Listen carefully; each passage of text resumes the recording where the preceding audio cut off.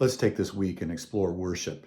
As we saw yesterday, that the word worship is proskuneo. It is to fall at the feet of one. It's to kiss the feet of someone. And I think in the West, we are just not used to, I don't mean in the West like California, but in the West like Europe and United States, we just don't have dignitaries that we would ever fall at the feet of and kiss their feet or kiss their hands or anything like that. That's just something that's like, that makes our minds kind of blow up. But the idea here is that you and I are coming before the Lord of the universe, the creator of everything, the God who reigns in majestic glory, and his glory radiates so much that everyone just feels compelled to fall down before him. I mean, honestly, when people in the Bible, came into contact with just angelic beings, they fell down. So with God, it's even more so, more of that. Now, as we're talking about this, we're talking about coming before him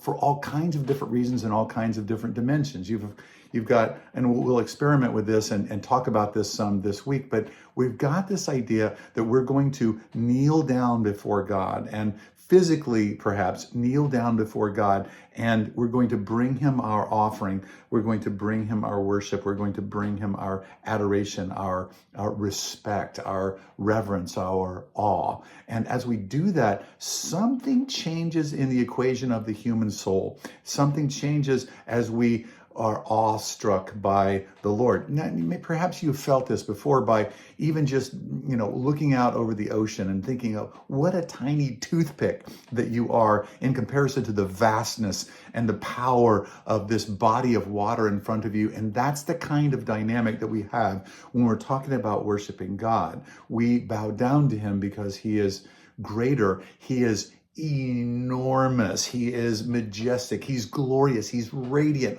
And he's for us. And in all that, it draws us into this humility to bow ourselves before him and to love him and to worship him.